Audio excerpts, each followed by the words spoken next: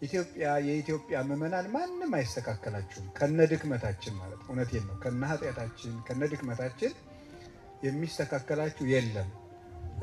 አልቅሳችሁ መሸኘት የምታውቁ፣ ስቃችሁ ተለምናችሁ ሳይሆን ለምናችሁ የምታበሉ፣ አባት ማክበር የምታውቁበት፣ ስቃችሁ እንግዳ የምትቀበሉ፣ ፍቅር የምታውቁ፣ እግዚአብሔርን በሌለ ቤታችሁ የምታከብሩ፣ እውነት ለመናገርና ወገን የምትወዱ እንደ ኢትዮጵያ ምዕመናን ያለ የትም አይገኝም እና የእናንተ ወንድሞች ስለሆን በጣም እኔ በበኩሌ በጣም እግዚአብሔርን አመሰግነዋለሁ።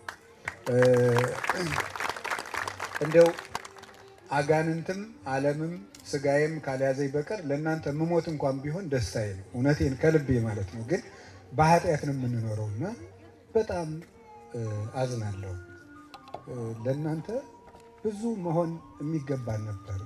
ቅዳሴ ስለቀደስኩ ምንም ነገር እንዳልል እግዚአብሔር ይጠብቀኝና እጅግ በጣም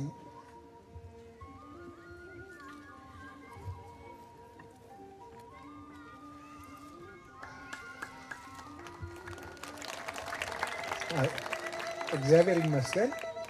ምንም እንደው ተምራችሁ ተለፍቶላችሁ ከልጅነታችሁ ጀምሮ ቤተክርስቲያን ወንጌል አስተምራችሁ አይደለምና እግዚአብሔር በምህረቱ ጠብቋችሁ ብቻ የምታገለግሉ ወገኖቻችን ናችሁና ቀንም ሙሉ ሳይ የተረዳሁት ነገር ይሄ ነው። ብንለብስ በእናንተ ነው፣ ብንገነባ በእናንተ ነው። በዚህ ሁሉ ነገር